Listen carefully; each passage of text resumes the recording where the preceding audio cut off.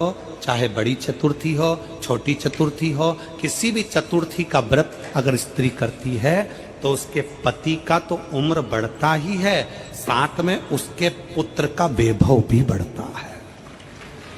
उसके पुत्र का वैभव भी बढ़ता है, उसकी संतान का सुख भी बढ़ता है। चौथ का व्रत अगर स्त्री करती है तो बच्चों का वैभव भी बढ़ता है।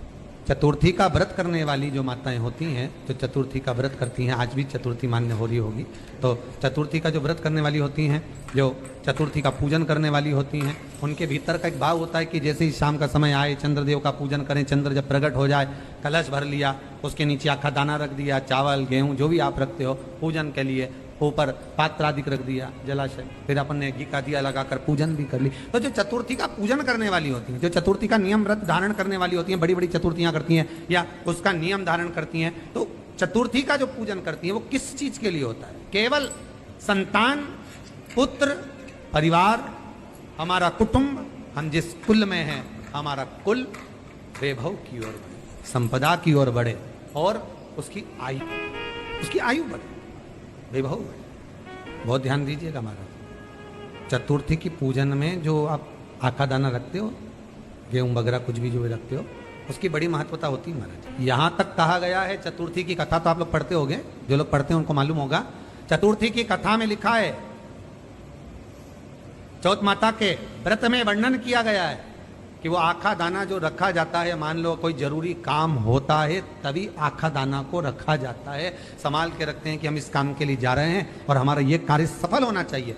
तो जिसने चतुर्थी का व्रत करा है, जिसने चंद्रदेव का पूजन करा, चतुर्थी का व्रत करा, वो गणेश जी से विनती करके वहां से 2-4 आखा दाना उठा ले, और जो व्यक्ति का काम अटक रहा है अपने ही घर का, पर दूसरे कुल को नहीं देना, अपने ही कुल के अंतर्गत जो काम अटक रहा है उसकी जेब में, उसके पल्लू में उस चीज को रख दिया जाए। तो चतुर्थी जो अगली आती है, जैसे आप महीने की करते हो तो महीने की, और आप जैसे करते हो कि 4 अलग बड़ी बड़ी चतुर्थी करते हो तो उसके अनुसार आपका कार्य सिद्ध होता ही है। उस आखे दाने का इतना महत्व होता है क्योंकि चतुर्थी का व्रत करने वाली माता जब व्रत करती है तो स्वयं चतुर्थी की कथा में लिखा हुआ है कि पार्वती जी गणेश जी से चतुर्थी की कथा बचवाती।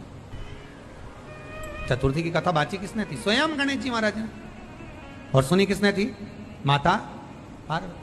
चतुर्थी की कथा जब होती है तो उसको स्वयं गणेश जी बाच रहे हैं, तो व्रत कौन सुन रही है? माता पार्वती। और आपने जो आखा दाना लिया वो गणेश जी के भाव से लिया, गणेश जी से निवेदन करके, विनय करके, प्रार्थना कर उसको प्राप्त किया, आपने उसको लिया।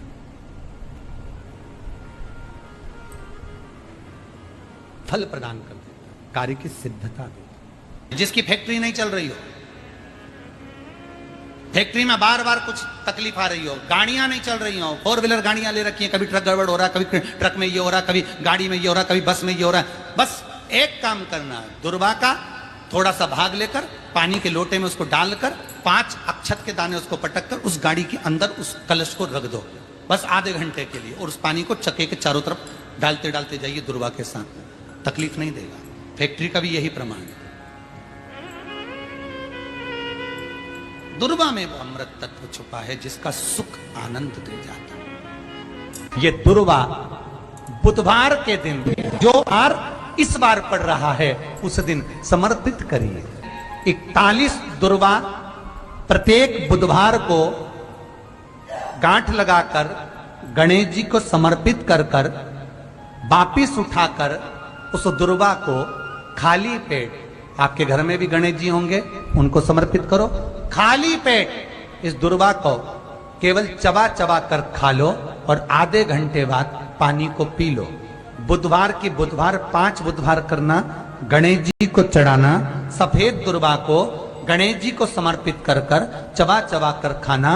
उदर की प्रॉब्लम, जो भी मसा आदि की प्रॉब्लम होती है उदर से जुड़ी हुई होती है, जिस चीज से जुड़ी होगी, पेट की जितनी प्रॉब्लम होगी, आपको जितनी भी प्रॉब्लम होगी वो सारी 5 बुधवार करना, 6ठे बुधवार को जरूरत ही नहीं पड़ेगी। कभी मौका लग जाए अपनी जिंदगी में, कभी मौका लग जाए, कभी तुम्हारी जिंदगी में मौका लग जाए, सिद्धि विनायक गणेश जी का दर्शन करने के लिए जाओ, दगड़ू गणेश का दर्शन करने के लिए जाओ, अष्ट